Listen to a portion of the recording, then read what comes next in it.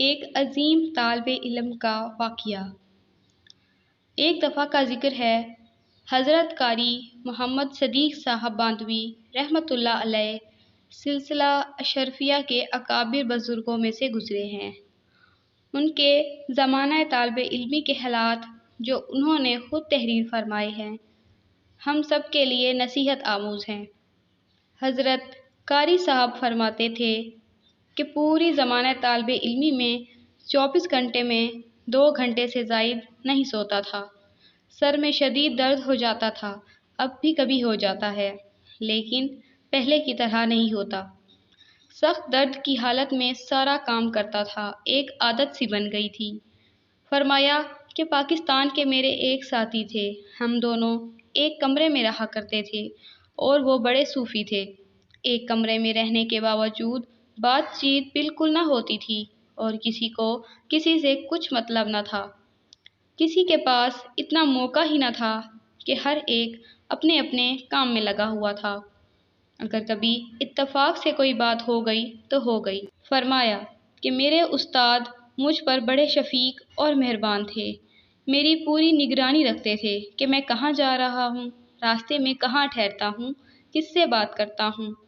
اگر ذرا شبہ ہوتا تو فوراً تحقیق فرماتے۔ ایک مرتبہ سخت گرمی کے موسم میں بیٹھے لکھ رہا تھا، میرے ایک ساتھی نے ساتھ چلنے اور ٹہلنے پر اصرار کیا، میں انکار کرتا رہا، لیکن ان کے شدید اصرار کی بنا پر چلا گیا۔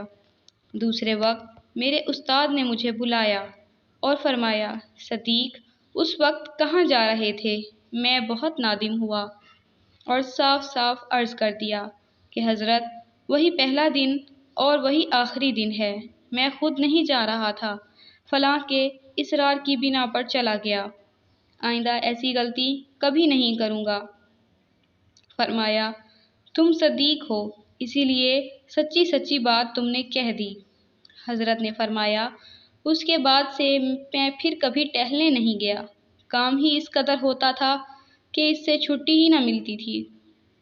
حضرت قاری صدیق صاحب رحمۃ اللہ علیہ نے تحریر فرمایا کہ حضرت مولانا حافظ و قاری عبدالحلیم صاحب رحمۃ اللہ علیہ، حضرت مولانا قاری عبدالرحمن صاحب پانی پتی رحمۃ اللہ علیہ کے ذمے بہت اسباق تھے۔ احقر نے جب ان سے صبا پڑھنے کی درخواست کی تو فرمایا وقت تو نہیں، لیکن تمہارے لیے کوئی صورت نکالوں گا۔ دوسرے طلباء کو جب معلوم ہوا تو انہوں نے کہا کہ اجازت ہو تو ہم بھی شریک ہو جائیں۔ اس طرح ایک بڑی جماعت تیار ہو گئی۔ حضرت بعد ظہر ہدایہ پڑھایا کرتے تھے، طلباء اپنی اپنی مسجدوں سے نماز پڑھ کر آتے تھے۔ فرمایا جو صبا پڑھنے والے ہیں اپنی مسجد میں نماز پڑھ لیا کریں اور نماز کے بعد فوراً قرأت صبا کا سبق ہوگا۔ یہ وقت بڑی مشکل سے نکل سکا تھا، جب تک ہدایہ کے طلباء جمع ہوں اس وقت تک ہم لوگوں کا سبق ہوتا تھا۔ کچھ دن کے بعد فرمایا کہ سبق کم ہوتا ہے، اس لیے بعد عشاء بھی پڑھ لیا کرو۔